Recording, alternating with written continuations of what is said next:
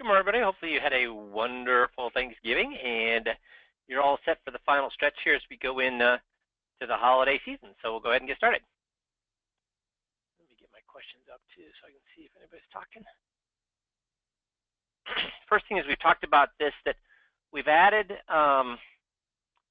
tutorials. I think I've got 10 or 11 of them done now. So let me bring up the website here so you can see how we're letting you know where those are. So just a second here.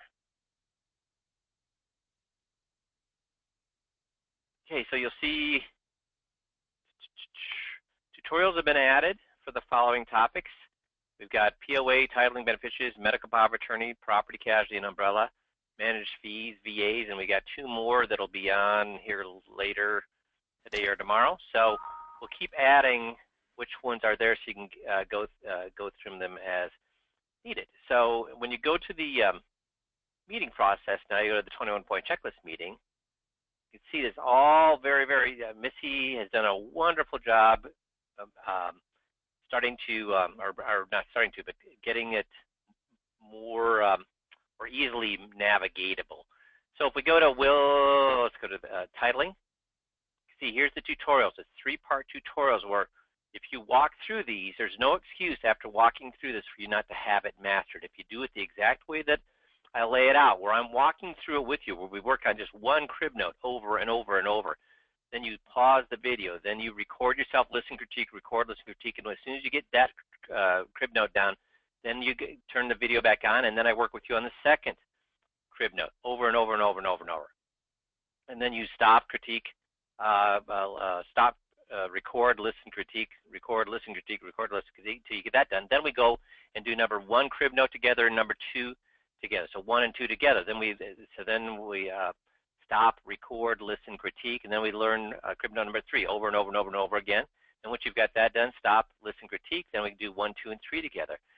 So if you do that, so I want everybody to answer this. If you do that, what would be the excuse? If you do it the way I'm doing it there, what would be the excuse for you not having it mastered by the end of that time period? What would be the excuse? Right, Tom, there'd be none. So at this point, this is what you should be working on during December. Why should you be working on this during December? Because if you master the 21-point checklist, what will that mean to you? If you master the 21-point checklist, what does that mean to you? Yeah, Tony, that's as easy to get said as an ATM, right, Mark? Jerry. Yep. So this is where you should be spending all of your time in December, November, December, is mastering the 21, so that when you do the eye-to-eye, you know, you saw how much money we got in front of with just 35 guys. We got in front of $137 million with 35 guys in 2 months. So you can see what kind of money you can make if you're awesome at this. So we had about 20% of the guys have huge 2 months there in September, October with the eye-to-eye. We had about another 20% that had fantastic, very, very good 2 months, and we had about 60% who, another 40% that had average 2 months, and we had some that struggled. And the people, but all of them, guess what? Even the guys that had huge 2 months, guess what they said? They could have done what? Better. So guys, there's no excuse not to be doing this, okay? And I'm going to, actually today's call is about finding all the time in the world to do it. So, and then also Missy's done a great job. Where's that other page, Missy? Sorry, I couldn't get off of mute. It's underneath library and then audio and video school. So if you're ever looking for any of the different videos and audios we have, this is kind of an index of all of those all in one page. If you're ever looking for it, geez, I don't know where to find that. You can find that on this page. Make sense? Okay, so let me get out of here. Good. 5-minute moneymaker. Again, please make sure you're doing these. I'm spending the time to make these so that for your benefit. And if you don't have 5 minutes to listen to this, guess what? If you don't have 5 minutes to listen to this, then I question what you're doing all day. So what's more important than improving your skills? And this one I want everybody to answer, because I'm only getting a sparse group of people answering. I want everybody to answer this. What is more important than improving your skills? So I got 5, 6, 10. I would agree with Tim, applying them, yeah. Good, so now everybody's answering. So guys, this is just 5 minutes on Wednesday and 5 minutes on Thursday. Use these, okay? Use these, use these, use these. So let me do, yeah. So Jerry's on today and has some good news about FIAs. Yeah, thanks for having me on, this Mike. Weekend. Yeah, they did good. Jerry's probably pretty happy. So hopefully not this week after he plays the Vikings. But anyways, guys, I hope y'all had a fabulous Thanksgiving, and we're kind of rolling into the new year here now.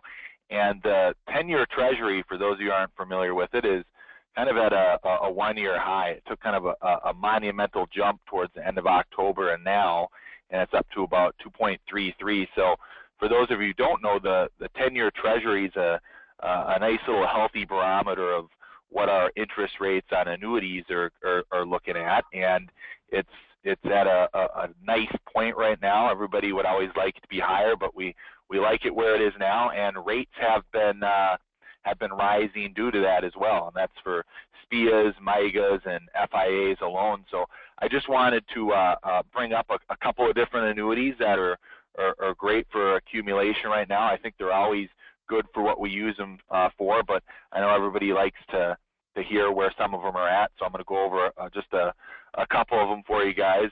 So the A Great American, they've made a move pretty quickly here. So they have a product by the name of the American Legend. It's a 7-year FIA. I know we have a lot of guys that use it, and their S&P 500 annual point-to-point cap is now at 5.25. So it's one of the higher caps that's out there right now. They have a gold strategy that's 5.5, and then an 18-month point-to-point. So that's like a year and a half at 7%. So that's they're making moves in all the carriers across the board. I said like MYGAs and SPIAs are going up as well, and so are the FIAs. And then another one, and just keep in mind when it comes to the income stuff, guys, that's more of I don't really talk about that because, as you know, whenever we do that stuff, we just run the calculator and it tells us what the best one is at that time for that particular age. So I don't really get into that stuff. So, but on the other note, back to the accumulation, the Liberty Mark, I brought that up a couple weeks ago. I know a lot of you guys have jumped on board with that. Great product, and kudos to you to get on it in case they change it or things move there, because they're giving an outstanding rate on that. The 2-year S&P 500 point-to-point with participation on the SE is still at 92%. So we're getting almost, on a 2-year point-to-point, we get to lock in every 2 years, we're getting almost 100% participation with no floor. I mean, excuse me, with a floor. So there's no losses in 92% of the upside. So that's pretty awesome. And for those of you that a lot of times on the 2-year point-to-points, guys will put a little bit in the 1-year strategy as well. The cap on that product is at 8%.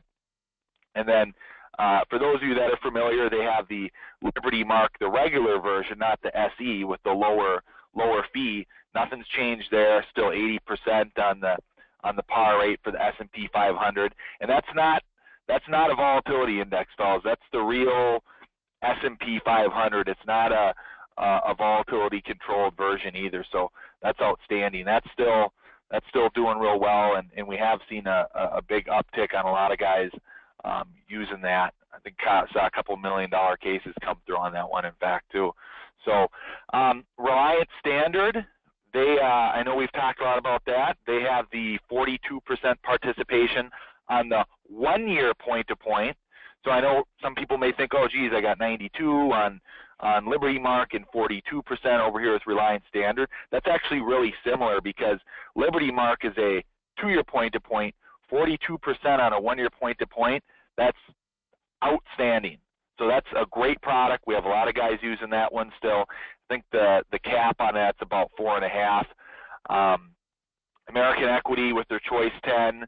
They got the S&P 500 Dividends Aristocrats strategy with a 1% spread on there, uncapped. If anybody has any questions about this stuff and you're writing down a note, feel free to give Jeff or myself a call. I just wanted to touch on a couple of these things.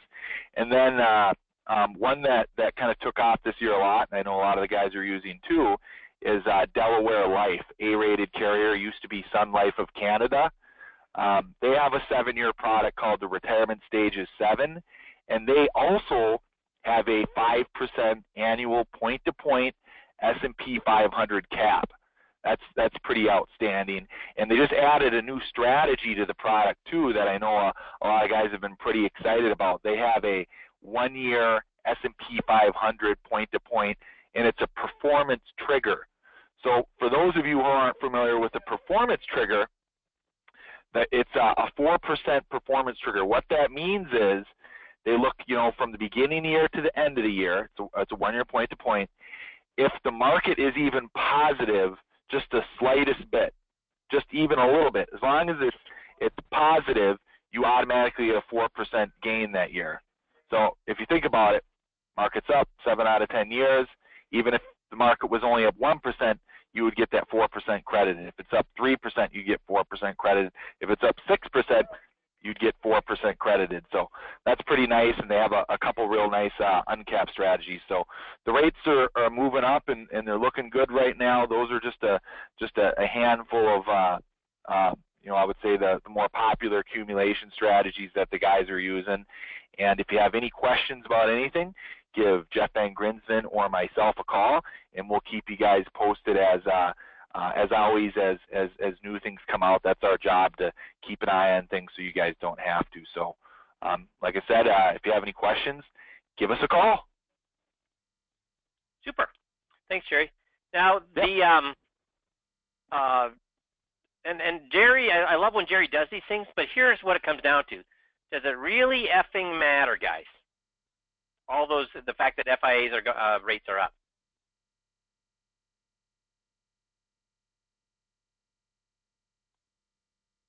And why doesn't it? Because even with the rates as low as we saw them, and if you did the FIA presentation, what did 90% of the people that you showed that if you did it right, what did 90% of the people you did FIA presentation say they wanted? Yeah, it beats all the other options, Tim. Exactly. It beats all the other options. And remember, what is the job of an FIA? Why are we buying FIA? What's the job of the FIA? It replaces bonds. It replaces the guaranteed. And how much does FIA kick ass on bonds? No, Tim, it is not to capture most of the return with zero risk. It's to compete against bonds. To compete against bonds. How much does it beat bonds? It crushes them. So you've got your managed money, and you got your FIAs. Okay? So Mike, can I say something real quick too? Yes. Here's how bad it crushes bonds too as well. FIAs, if we want to say that last year they're the lowest they've ever been, then this is a fantastic time to be in the insurance business, because FIAs jumped from about $30 billion up to $55 billion in 1 year. And if we think it's because they're low rates, no, they crush bonds. So that FIA market is soaring. It's not because caps are at 7% or we have 42% participation. It's because clients understand it if you know how to talk through it, and they're crushing every other safe investment out there. You guys can Google it and look it up. I mean, it's amazing, the FIA market, how it's exploded in the last 2 years, and rates have never been lower. That's all. So yeah, so if rates have never been lower, and more advisors are putting money into FIAs than ever before, you got to connect the dots, guys. People are realizing that this is the best place for safe money. Bonds are worthless. What about a balance? How does FIAs compare to a money management where you got both stocks and bonds? So with your money manager, where should all the money managers, with your money management side, where should they have their money invested in? Stocks and a mixture of stocks and bonds, or stocks only? Yeah, stocks only. Because your FIA is creating the balanced portfolio. Makes sense? And if you have any questions on this, get a hold of me, get a hold of Jeff, okay? So, thanks, Jerry. This is, I saw this little, it wasn't this exactly, but this is an example of it. I don't always touch wet paint, but when I do, it's because I saw a wet paint sign. And it's called reactance. So we talked about a whole bunch of different biases and fallacies here a couple of weeks ago, but this is another one that we run across all the time, and it's what the whole 5Q system is designed to combat, and that is reactance. When somebody tells us not to do something, what do we want to do naturally? Even adults, kids for sure, but even adults, when you see a wet paint sign, what do you feel the need to do? Check to see if it's wet.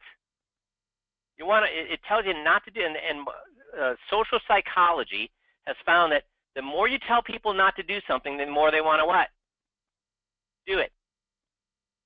So what is motivational interviewing about? It's about never telling somebody to do something. Never tell somebody to do something. See, reactance, here's an example of reactance. Library in Troy, Michigan was going to be closed. They needed tax money to survive. The Tea Party wasn't going to let that happen. So guess what the library did? They created, I don't know if you can see the sign here, it says, vote to close library, August 3rd, book burning party, August 5th. Go to Facebook, blah, blah, blah. So they didn't tell people to vote for the money they needed to create to keep the library open. They said, hey, yeah, let's vote to close the Troy Library. This is the library saying this. This is the friends of the library saying this. That's your town, Dave? That's funny. So they voted. They were saying vote to close the Troy Library, book burning party, August 5th.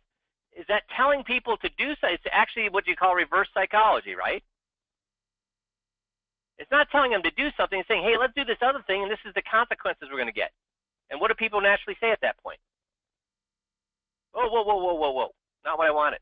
And here's the sad, or the happy thing is, you know what? When they did this, they went from, it was like 80% of people did not want to fund the library. When they did this and started this campaign, guess what? It basically swapped the other way around. And now they have one of the best, they've won award after award after award since they've gotten the money for one of the best libraries in the country for that size town. So that's an example of what happens. So let's listen to a recording of what happens when you try to tell somebody what they should do, okay? So let me bring this up.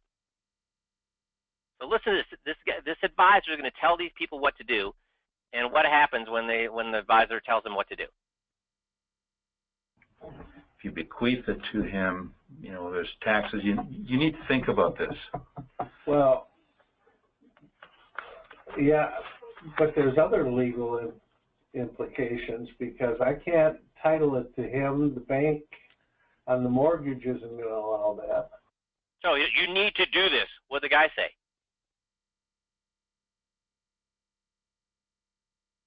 So the advisor says you need to do this, and what did the client say? Here, I'll play it for you again. Bequeath it to him. There's taxes. You need to think about this. Well, yeah, but there's other legal implications, because I can't title it to him. The bank on the mortgage isn't going to allow that. All right, so what you need to do is will it. You need to will it. So then he says you need to will it now. Now he's going to tell him you need to do this again. And what's the guy going to do? You think the guy's going to, you know what, you're right. You think that's what he's going to say? Any guess? Yeah. To him then. Because this is not his property, technically. Yeah, exactly. You follow that? Yeah, we've hoping to sell it. Hoping to sell it when the market turns around, then we can get it all squared away. Yeah. But in the meantime, if something happens to would be enough. In the meantime, what would happen is it would fall into your estate and would be divvied up according to whatever your. It'd be divvied up with people owing money on it. You know, if you don't do it, it's going to be divvied up in your estate. It's going to be huge problems. What does he say? Yeah, be divvied up with people owing money, so I guess there's no problem. Oh. Yeah, that would not be. So nobody would want it. Nobody would want it.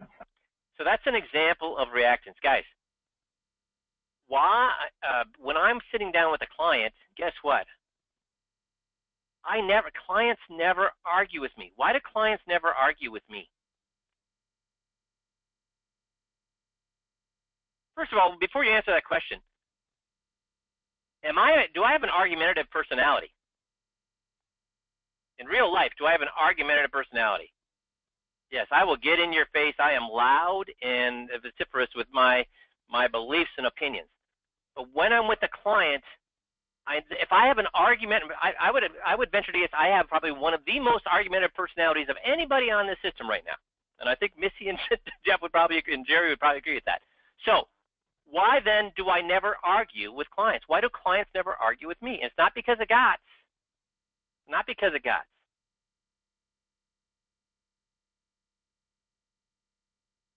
Ah, Dale's got it. Yes, Bonnie, good job, Bonnie. That's right, Tim. Craig, good. No, Craig, that's not it. Tim's got it. Bonnie's got it. Perry's got it. Yep, Matthew's got it. Right. I never make any points. If I'm never making a point, guess what they'll never do?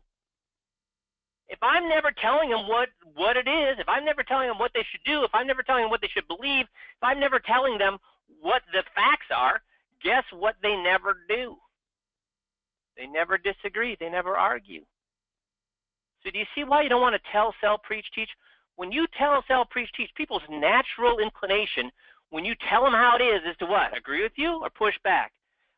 Their natural inclination, when you tell them how they should act, is to do what you tell them to do or to push back. So getting rid of the telling, selling, preaching, teaching, instead of asking open-ended questions and letting them make all the points for you. When they make the points, they never push back, guys. It's miraculous. So if you make a mistake, yeah, then you have to guts. My goal is to have to guts or to never have to guts. See, if you're awesome at asking open-ended questions, you never need to worry about the big guts of overcoming an objection or overcoming a pushback. You're giving them the little guts of the agree, the parrot, and the empowering, but you don't ever have to worry about the big guts of where they'll disagree with you, and then you have to get on their side for 2 or 3 minutes and tell them why they're right. How many times do I want to spend 2 or 3 minutes telling them they're right, overcoming an objection? Never. That's a lot of extra work. So getting really good at asking open-ended questions. Now, here's a great thing. You guys have to be good at open-ended questions. Ah, Jerry's got it. No, Perry, you don't. So I got 2 answers, 1 no, 1 yes. I would argue you don't have to be great at open-ended questions. Why? Yes, Craig, you just follow the script. Just do the tutorials. Do the tutorials, and you don't have to be great at it. Because guess who gave you a gazillion open-ended questions you could use? Me. Okay? So just do the tutorials, master this, and then you won't worry. Then, how many statements are in the tutorials, do you think? No. Tim, how many statements are in the, oh, none, that's right. None. Make sense? So guys, this is just a small example of, you tell somebody what to do, and is this guy telling him, is he trying to hurt them or help them with this advice? He's trying to help them. Does not matter if you're trying to help somebody. If you tell them what they should think, what they should do, how they should act, they're going to push back. So don't do that. Let them tell you what they think. Let them tell you what they're going to do. Let them tell you how they're going to act. When you do it, that's the easy way. So it seems like it's the hard way because we're asking all these questions, but in the end, is it the easy way or the hard way? In the end, it ends up being the easy way. let's go here. Oh. So you never find time unless you make time. So the number one, people will tell me when I'm doing, and inevitably, when I'm having my one-on-one calls or doing a tape review, I ask them, are you doing the 15-minute drill every single day? And what do they say? Well, most days, some days, I'm not as good as I should be. That's bull crap, guys. You don't have 15 minutes in your day to do your 15-minute drill. Really. That 15-minute drill, as we've said over and over and over again, costs you how much money? Nothing. And being awesome at that 15-minute drill will make you more than a surgeon. Surgeons spend how much money to get their education? How many years to get their education? I'm asking for 15 minutes a day, and you give me the lame-ass excuse that you didn't have time? So guess what? There'll be no more excuses about not having time after we get done with today's call, because I'm going to give you 4 hours of extra time. 4 hours of extra time a day by magic. Okay? Because we're going to learn to get rid of that feeling about what we have to do, that urgent thing we have to do. So I got this from HubSpot, and I walked through and I was like, really? 247 minutes a day? Really? And as I walked through all the points they made, guess what I figured out? Yeah, if you follow these things or quit doing the things that I'm talking about here, you will find an extra of 4 hours a day, a few minutes here and a few minutes there. So let's walk through what they're talking about here. At the beginning of the day, don't just jump in. It's like we tell you with the first meeting. With the first meeting, what do we take control as their butts are nearing the seat. Then we have a specific script for them. We say, would it be okay if I share with you what happened in this hour or so? Then we go through the script. Why? If you just jump in and say, so what brings you in today? What do you got then? If you just jump in, hey, what brings you in today? Don't really have a plan. You just throw it out there. What's going to happen? Yeah, is that going to shorten your meeting or lengthen your meeting? Are good things going to come from that or bad things going to come from that? Yeah, you're all on board with that. So you should not just jump into your day. What should be the first thing that you do when you walk into your office? You better all get this right. Thank you, Craig. No, Kyle. Thank you, Bruce. Thank you, Fred. No, Tony. Thank you, Tom. Thank you, Mark. Thank you, Jonathan. No, Perry. Thank you, Dave. Thanks, Cheryl. So most of you are getting it. Some of you aren't. What's the first friggin' thing you do every day, guys? So thank you for the 80% that are getting this right. The 20%, what is the first thing you do every day? Your 15-minute drill. Your 15-minute drill. Is there anything more important than the 15-minute drill? No. So if that's the most important thing you're going to do in the day, when should you do it? Immediately. What will happen if you don't answer your phone or voicemail for 15 minutes? Nothing. What will happen if you tell your assistant, hold my calls for 15 minutes? Nothing. What will happen if you don't answer your emails for 15 minutes? Nothing. So the first thing you should do is your 15-minute drill. Then, yeah, Kyle's saying when he said, because he gave me that you should plan your day. He's saying, well, his plan includes the 15-minute drill. Yes, that's a great answer, Kyle. So after your 15-minute drill, you need to have a plan for the day. Because if you don't have a plan for the day and you just waltz through the day, what's going to get accomplished? Guys, I'm as guilty as this as anybody. Nothing gets accomplished if you don't have a plan for your day. So don't just dive in. Make a plan. Making a plan will give you, now I think this is minimal, an extra 30 minutes a day. If you plan out what you're going to do that day, the things you're going to get accomplished that day, and what you're going to do, if you get all those things accomplished, what you're going to do with the time you have left over. If you have a plan, do you think 30 minutes is inaccurate in that it's too little time, or you'd actually save more time by doing that?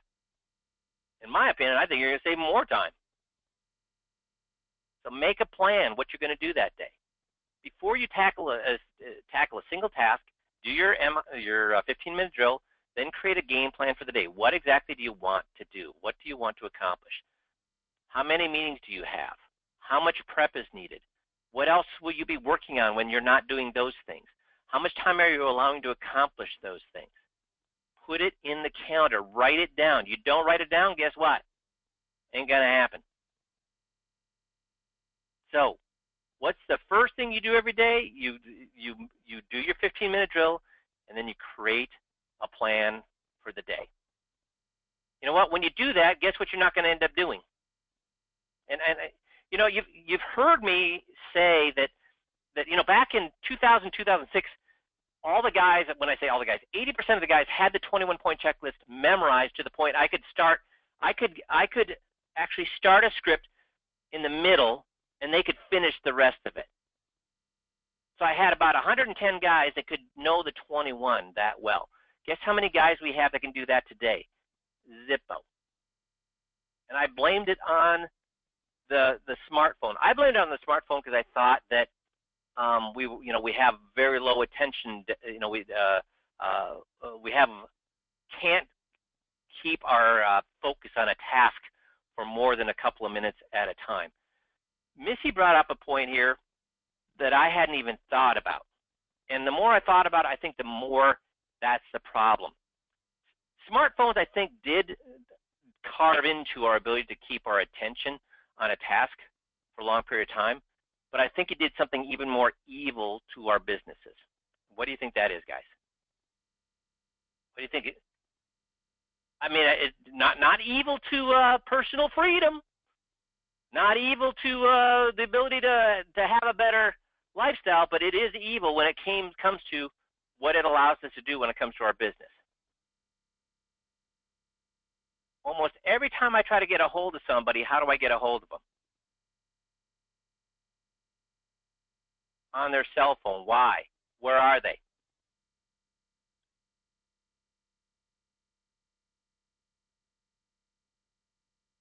Are they in their office or are they running around? See, when you have your cell phone, guess what you feel that you have the right to do? What do you think you feel that we have the right to do if you got a cell phone? Hey, I can go out, man. I can leave the office. I got, like, anything happens, I got this thing with me. I got this wonderful little machine. Guys, how much work do you do when you're out of the office? You know, I'm not talking about seeing clients out of the office. But other than seeing clients out of the office, how much work will you get done when you're out of the office? Yeah. Keep your little heinies in your office, okay? Make a plan, number one. 8% of sales require follow-up calls after the meeting. 44% of sales reps give up after one follow-up. But the main thing about follow-up calls is this, is that call at different times. If you call a person every day at 1 o'clock in the afternoon and they're never there, guess what? What's there a chance of? They have a standing golfing date.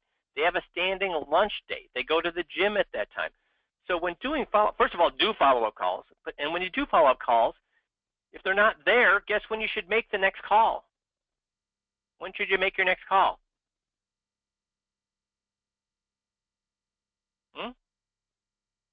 At different times. So next time, try at 9 in the morning. Try at 4 in the afternoon. Don't call the same time every single time, okay? Make sense? Time saved, not whopping. This isn't going to be nearly as good a time saver, but heck, 5 minutes is 5 minutes. You guys are taking many notes. You'll never keep up with what I'm saying. 10 minutes later, you guys aren't taking enough notes. So the point here is learn to take notes. There's lots of different ways to take notes. Just have a methodology. This is a great example. I think you had 4 or 5 different ways to take notes at GoConquer.com. You just Google in how to take notes into Google, and there'll be all sorts of ways to take notes. Time saved, again, only 7.5 minutes, but having some sort of methodology, because I find that myself and you, either we take too many notes or too little notes. Both of those are going to cause us to lose time. Again, only 7.5 minutes, but 7.5 and 5 is now what? 12 minutes. But so far, the big time saver was what? What's the big time saver so far? Planner day, yep, planner day. Schedule the next meeting at that meeting. Guys, schedule your next meeting at that meeting. I think 20 minutes saved is bogus. Missy, when you've been going through the guys with the eye to eyes, what's the #1 problem we've seen with the eye to eyes? Yeah, they don't have another appointment. They can't get a hold of them. They keep calling out to them. I've made 4 attempts. Not making that appointment is killing you guys. We take something that a sale that should be done within 3 weeks, and it stretches out into 3 months. And these aren't people that don't want to talk to you. They do want to talk to you. But even people that want to talk to you, guess what? Do they want to talk to you at the time that you're calling? No. So they're not saying, I don't want to talk to you, but because I know that some guys have tried 4 or 5 times to get a hold of people, and then the 6th time they get a hold of the person, and the person apologizes and says, oh, sorry, I meant to get, yeah, when can we get together? And they end up closing the deal, but they close the deal 2 months out instead of 3 weeks out. Guys, nobody should leave your office. Nobody should leave your office. Nobody should leave your office without another appointment. How about if they don't bring all their stuff at their first meeting? What do? Schedule an appointment for them to bring their stuff in. Schedule an appointment for them to get that into the mail, and that you're going to follow up if you don't get it by a certain date. Let them know. Make the commitment for them, or make them make the commitment for what the next step is. If you instead say, oh, we'll get back in contact, that's what? It's going to cause you all sorts of time. This, I think, is minimal. So far we saw plan and make the appointment right at the meeting. That's the most. Those are 2 huge time savers. We're at almost an hour saved. I would venture to guess it easily over an hour saved just by those 2 things. Get this thing off your desk. Get this thing off your desk. What should you do with your cell phone when you're at work? Get it off your dang desk. Why?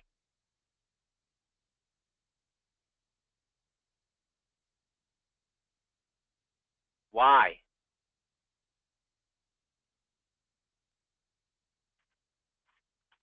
Distraction, intrusive calls, text. What do we feel the need to do when we get a text?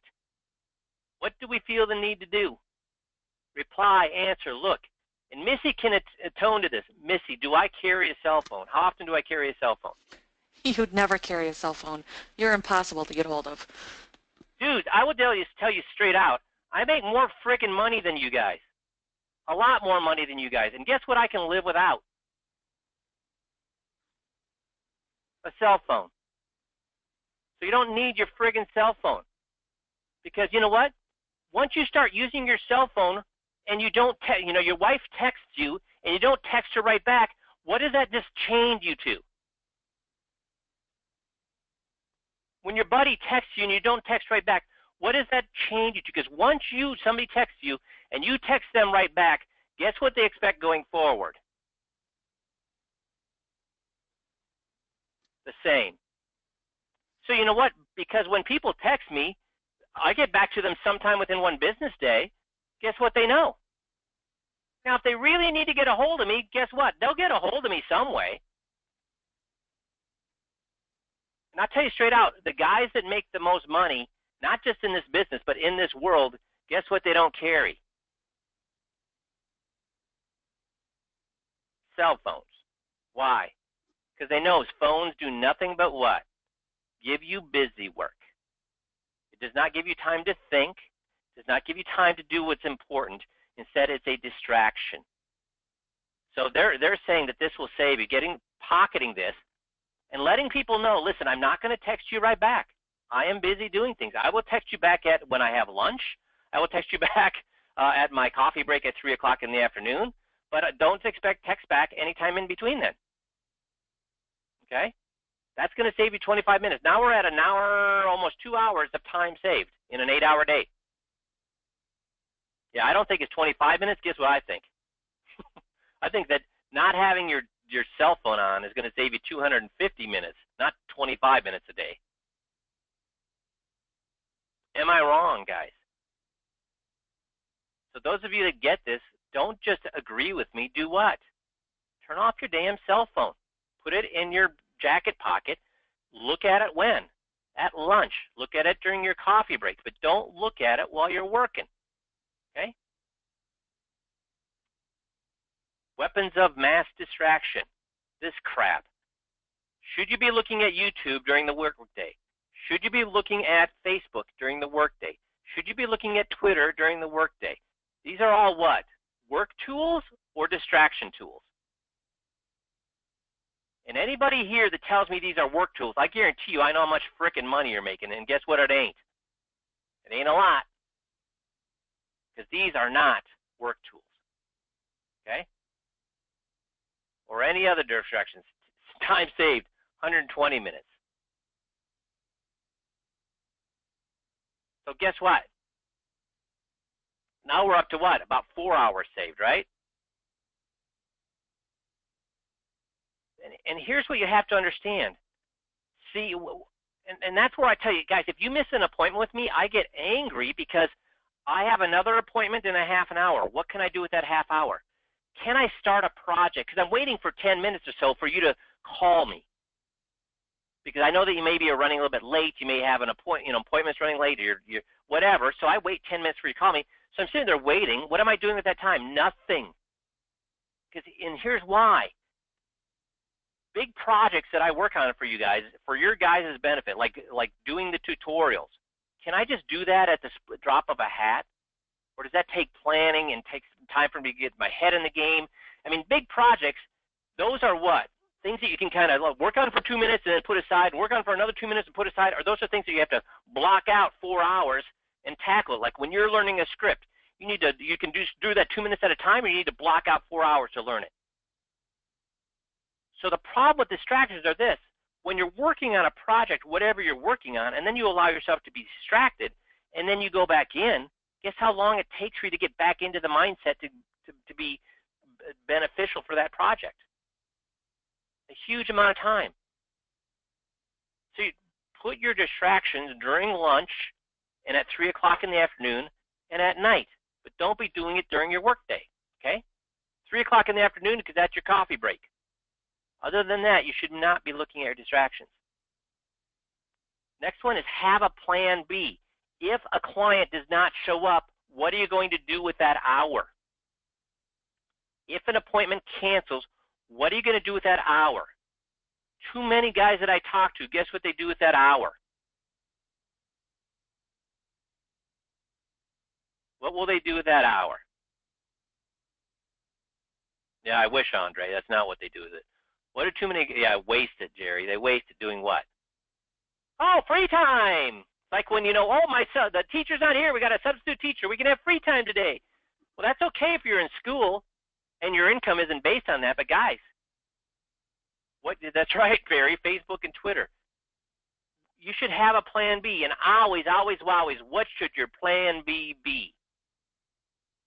What should your plan B be? Okay, Perry, I agree with you. Jump on the 5Q website, but what should you be doing on the 5Q website? Master the scripts, Jerry, right. Master the scripts. As soon as you master the scripts, guess what you can do all day long, as far as I'm concerned? Twitter away, Facebook away. As soon as you've mastered the scripts, I could give a rat's patootie, because once you've mastered the scripts, guys, you now what? You have an ATM. So if you have an ATM that you can go to anytime you want to pull money out of, do I really care what you're doing with the rest of your day? Would I care if you're working 2 hours a day or 8 hours a day or 1 hour a day? No. Because you know what? At that point, you're making whatever you want to make because you have an ATM machine. But until you have those skills, you should be working at least 8 hours a day. I know I would be working 10, 12 hours a day to master those scripts because that's an ATM. You make as much money as you want once you master those skills. So your plan B should always be have another thing planned. And so anytime something falls through on you, an appointment falls through, whatever, you should know exactly what script am I going to be working on right now? Where am I in the process? What am I going to be learning? And then here's the last 12 things some successful people do with the last 10 minutes of every workday. They update their to-do list. They organize their desktop. So when they walk in, they come to a clean, organized desk. They review what they've achieved that day. This is huge. Why is this so huge, guys? Because this will tell you whether you just pissed away a whole day or not. okay? They take a moment to reflect on the day. They vet urgent communications. They stay focused. They determine primary goals for tomorrow. What am I going to accomplish tomorrow? They review their schedule for the next morning. They say thank you to someone. They say goodbye to people. They leave on a positive note, and then they leave. When you leave, guess what? Leave. I'm a big fan of spending 8 to 10 hours in the office until you get this locked down, but I'm not a big fan of you freaking having me chirping in your ear when you're at the gym or taking a walk. That should be time spent what? At the gym and taking a walk. What should that time spent be doing? Listening to a recording of me? No, that's a waste of freaking time. That's relaxing time. It's personal time, right, Perry and Brett? That's your downtime. When you're studying, be studying. When you're not at work, don't be at work. Make sense? And then these are, I pulled this from, I think it was Forbes magazine, talking to highly, not kind of, uber successful people. What do they do at night before they go to bed? First of all, they keep all their electronic devices out of their bedroom. That is their sleep sanctuary. They'll read fiction 15 to 20 minutes right before sleep. Why? Because successful people, how fast is their mind going? 100 miles an hour. So reading fiction gets them, not nonfiction, because nonfiction gets them thinking. Fiction allows them to what?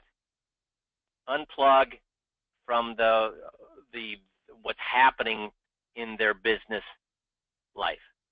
Keep your sleep schedule on schedule. Have a time that you go to bed and then go to bed at that time. Tidy up your bedroom. Don't have a messy bedroom. Lay out things that you'll need for the next day. Get you mentally ready for the next day even before you go to bed. This is a huge one. Did today matter? Did I improve my life or somebody else's life today? If you didn't, guess what? That was a day that was wasted. And there's only so much, we can get more money. We can get more groceries. We can get more vacation. We can get more of anything we want except for one thing, and that has time. So if you spent a whole day waltzing through your day without accomplishing anything, you need to hold yourself accountable at the end of the day. Why? To make your next day better. Okay? To make your next day better. Ask yourself, what do I have to be grateful for today? Not what went wrong, what went right. What went right today? What could I do more of tomorrow to have this? Who do I have that made my life better? What happened today that made my life better? What do I have grateful? Do I have my health? Do I have a great family? Do I have a great spouse? What do you have to be great? This is not a little thing. You might think this is a little thing. They've done study upon study upon study, and guess what they found? That people who are constantly asking themselves what they're grateful for, are these successful people or unsuccessful people? These are the uber successful people that do this. They ask themselves what they're successful. Why? Why would that be an important thing to do?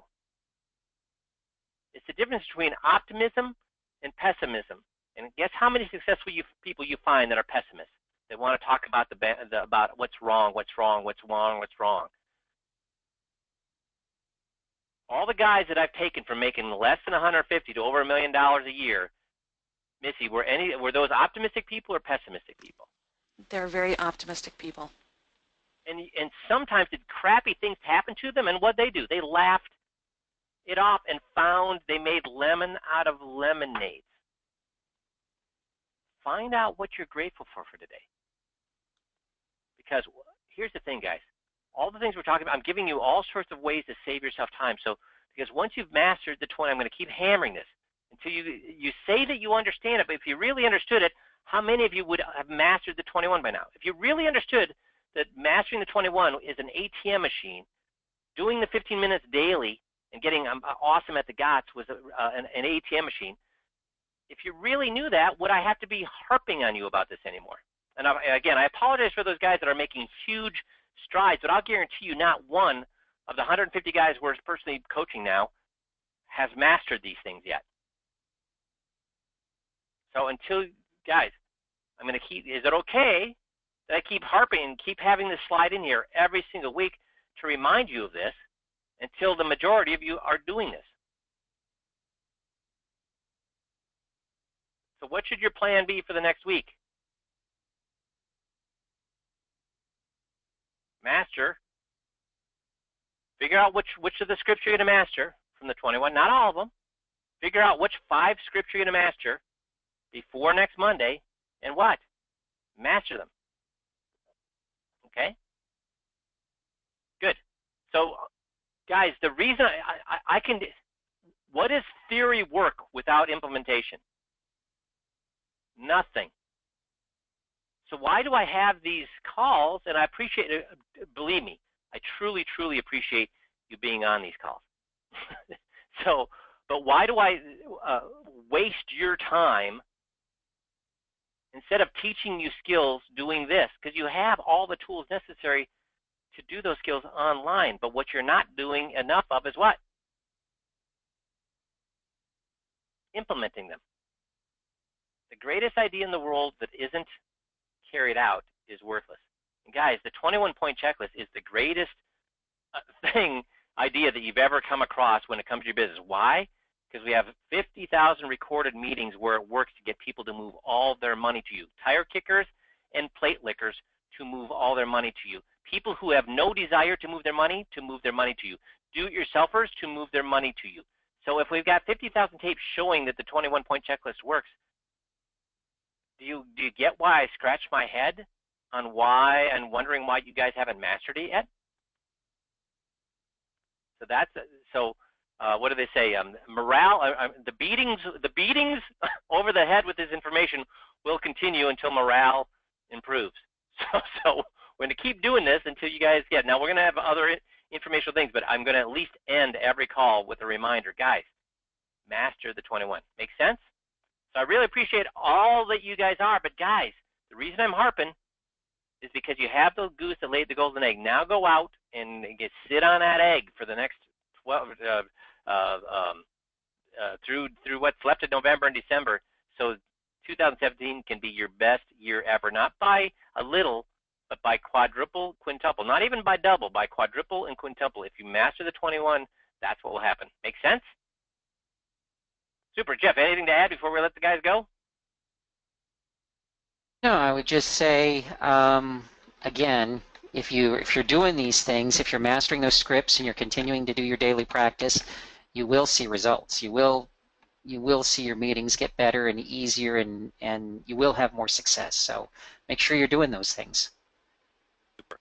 Thanks, guys. Have a great rest of the week. We'll talk to you all next Monday. Have a good one.